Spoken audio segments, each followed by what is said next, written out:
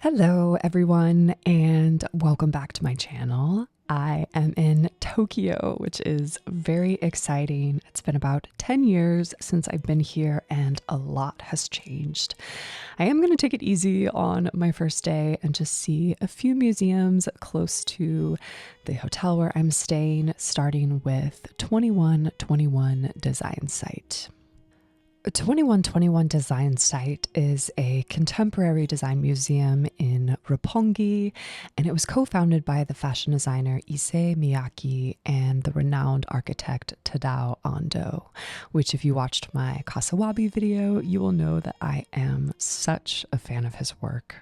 The museum opened in 2007, and its program explores how design shapes everyday life through a variety of creative and interactive exhibitions. And today's exhibit is all about the art of the ramen bowl. Ramen is an everyday staple that holds a deep significance in Japanese culture. This exhibit focuses specifically on the design of the ramen bowl in order to highlight its importance through the intersection of tradition, utility, and creativity. This exhibit also builds on previous ones by the graphic designer Taku Sato and the writer Mari Hashimoto about Mino ceramics. Mino ceramics refer to pottery made in Japan's Tono region, and they account for about 90% of all ramen bowls used in Japan.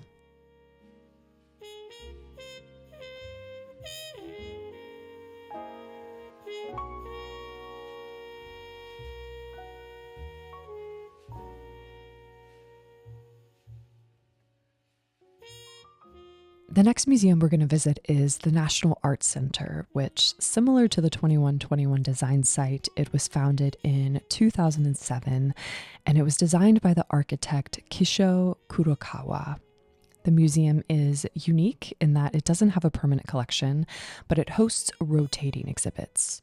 And unfortunately, in many museums and even art galleries in Japan, you're not allowed to take video and sometimes even pictures. So I will just be showing you a short little peek into the show because I really enjoyed it. The exhibit is called Living Modernity: Experiments in the Exceptional and Everyday 1920s through the 1970s, that, quote, showcases houses and furniture designed by architects who embrace modernity by re-examining the fundamentals of living to improve functionality, artistry, and comfort. Some examples you've probably heard of before are Frank Gehry, Mies van der Rohe, Eero Saarinen, and more.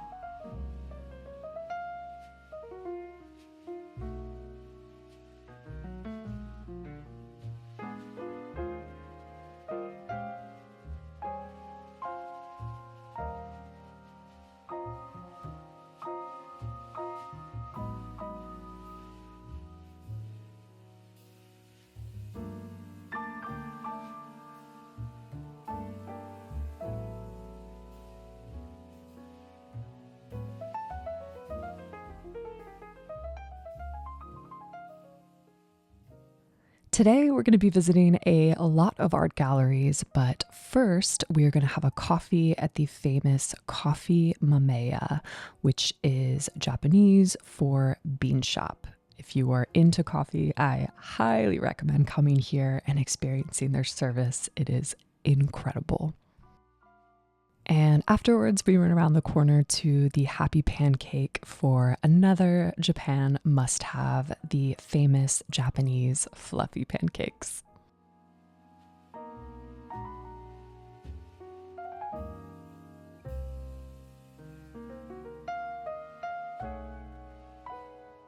Our next stop is Yoyogi Park, which is near Harajuku and Shibuya. It became a public park in 1967, and it is now one of Tokyo's largest and most popular outdoor spaces, and it has over 100,000 trees. It is also home to the Meiji Shrine, which was built in 1920 to honor Emperor Meiji and Empress Shokin, who played central roles in Japan's modernization.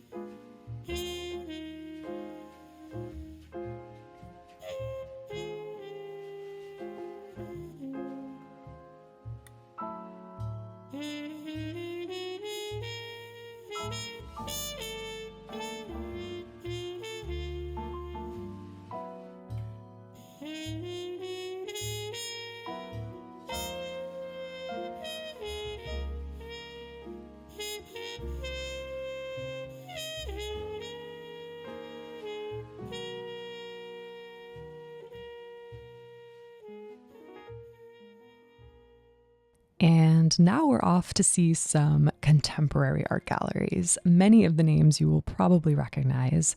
One thing I do want to call out that is very different about galleries in Japan versus in Europe or North America is that many of the galleries are in malls or other various complexes. They are not in their own standalone buildings. And this is true of many stores and restaurants as well. A lot of them are in malls. This is our first gallery for the day. This is BLUM Gallery, which, if you are not familiar, is a contemporary art gallery founded in 1994 in Los Angeles by Tim Bloom and Jeff Poe. It used to be called Bloom & Poe. However, it just became BLUM in 2023. They opened this Tokyo space over 10 years ago in 2014, and it's not surprising that they have it because the gallery is known for playing a key role in introducing Japanese and Korean contemporary art to Western audiences. However, today we're going to see an exhibit by a British artist called Tom Anholt titled Distant Islands, which was inspired by his recent travels in Japan. Spoiler, this isn't the first exhibit today that you will see that is inspired by Japanese cherry blossoms and all that they symbolize. You also have a nice view from here of the park that we were just in.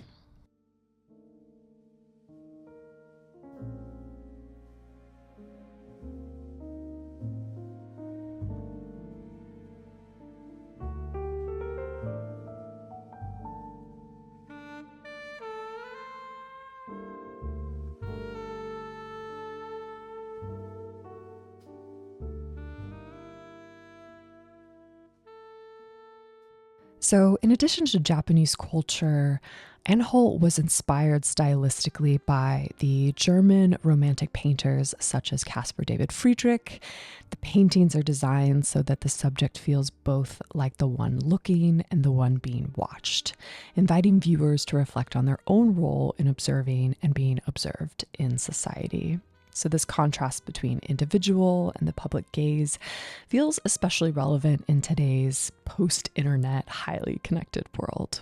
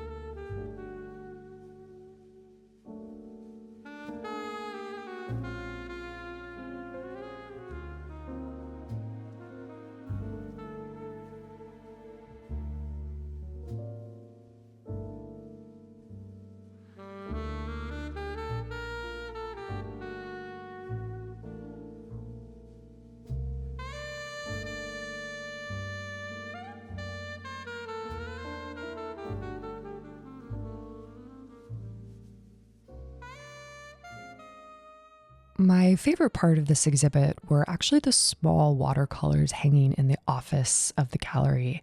There's something about capturing the drama and beauty of nature on such a small scale, which makes it even more curious and special, in my opinion.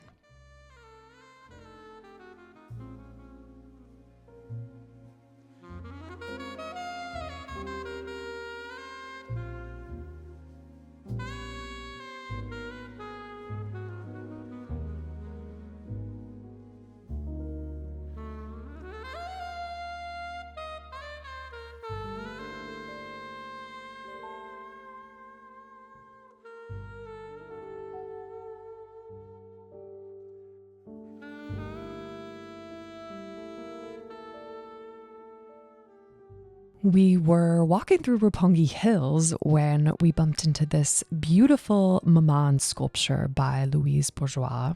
It was installed in 2003 next to the Mori Art Museum, which unfortunately we didn't get a chance to visit on this trip, but it is apparently a really great destination to visit.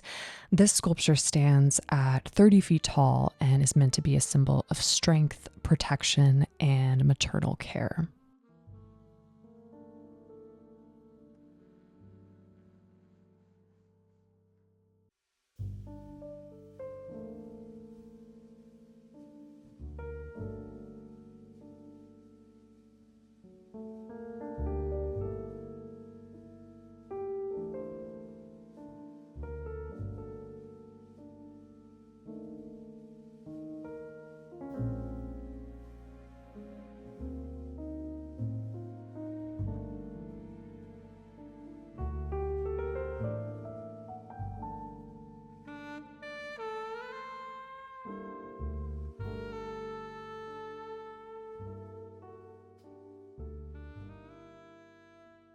Our next stop is Nanzuka, which unfortunately did not allow filming, so again, you'll just see a few clips, but I did want you all to see the space in case you're visiting Tokyo. The gallery was founded by Shinji Nanzuka in 2005, and its program highlights experimental and unconventional artists from Japan and around the world. This is one of two shows on view today. This is a show by Hiroh Kikai, who was a celebrated Japanese photographer who was known for these powerful black and white street photographs of people in Japan. The show features photos consisting of both landscapes and humans taken between the 1980s and 2010s.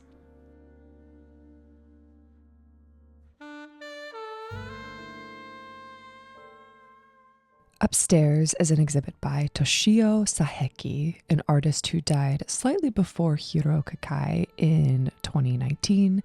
His works have been considered to be a modern take on shunga, Japanese erotic art, and yokaiga, ghost and monster art.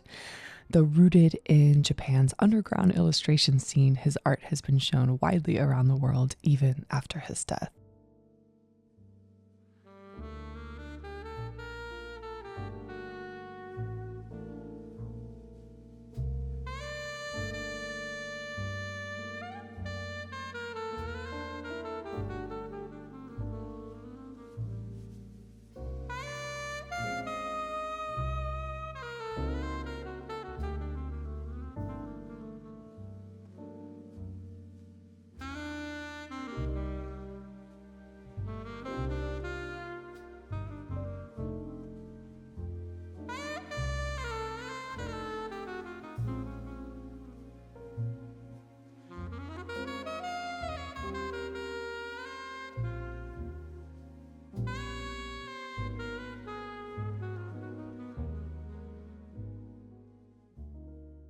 Our next stop is a gallery called a Lighthouse called Kanata, which was founded in 2007 by Kohei Aoyama. This is a very special exhibit called Quadrum Virate, and it features works by two Irish artists and two Japanese artists that express their connection to place and time through the act of making. It highlights both traditional and innovative approaches to materials, showing how cultural context influences craft. And despite their geographic and cultural differences, the artists share this deep, personal commitment to their materials and process, revealing a universal language of craftsmanship that speaks across borders.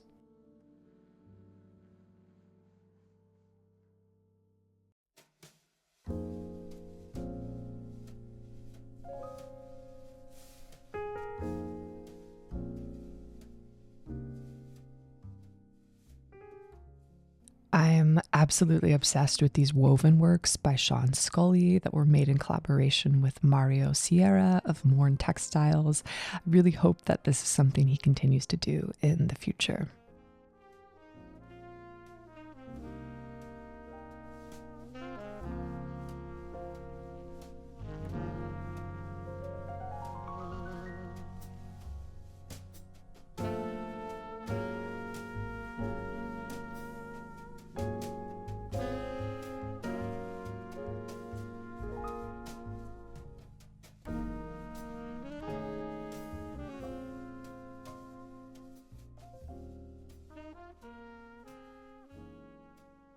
We're going to take a quick lunch break at Kayaba Coffee. I highly recommend getting the egg sandwich. It is so good, and it is also conveniently located around the corner from our next gallery, SCAI, the Bathhouse.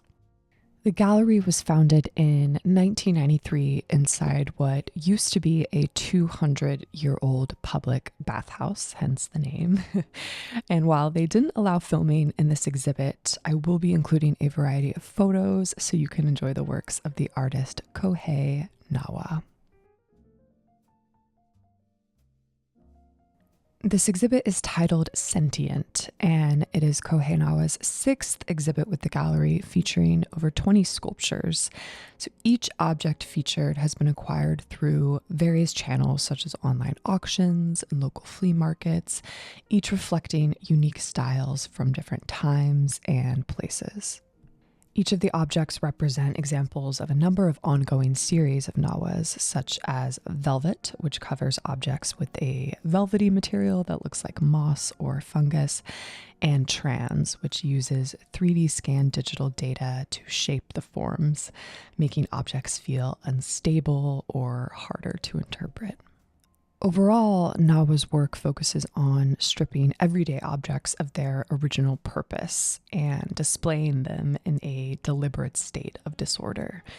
As he transforms them using different materials and techniques, their meaning becomes unclear, which is challenging fixed ideas of value or categorization in order to create a space where meaning stays fluid and open to new interpretations.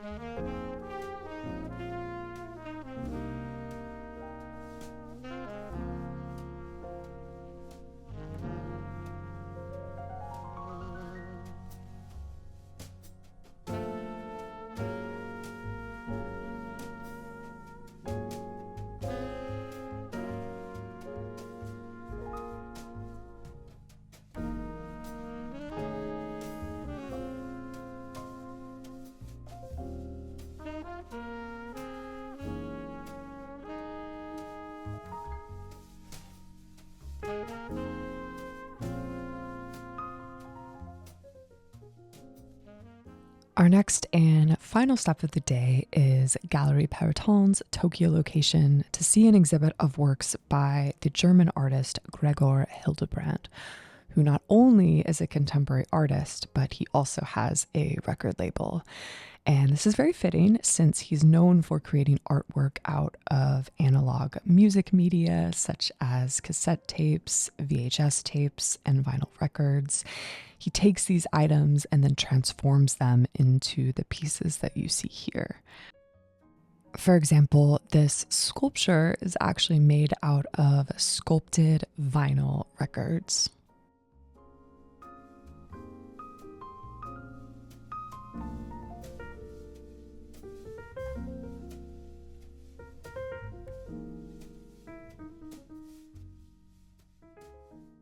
This exhibit is Hildebrandt's first in Tokyo, and it's titled Cherries Bloom in April, which is inspired by an early 1980s song by a German singer-songwriter, Konstantin Wecker, which begins with this singer being stuck in the everyday frustrations before he has this emotional shift sparked by the sight of blooming cherry blossoms. And you hear this in the line, quote, "And yet something makes cherries blossom in April." The cherry blossom is symbolizing renewal, creativity, and the awakening of new dreams.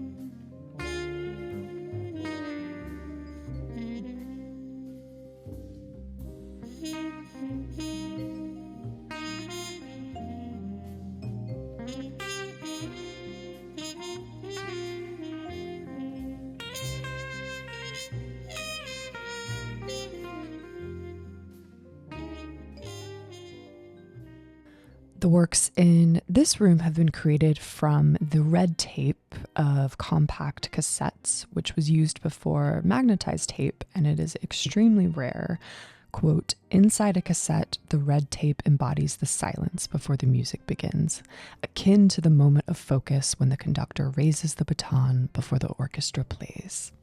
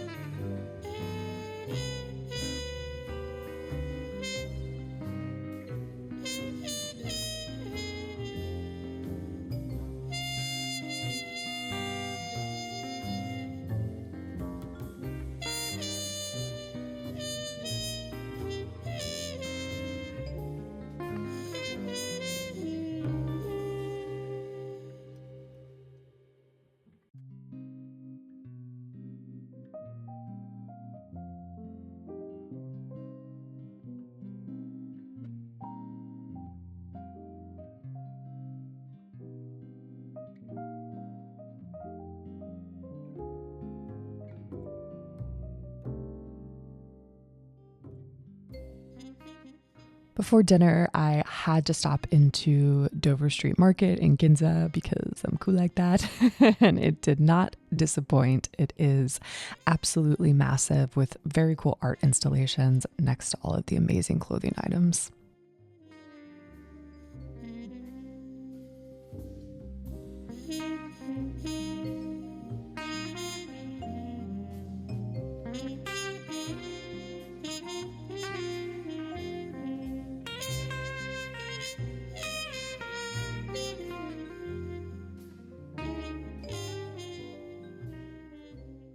And we're going to end the day at PST, which has some of the most incredible pizza.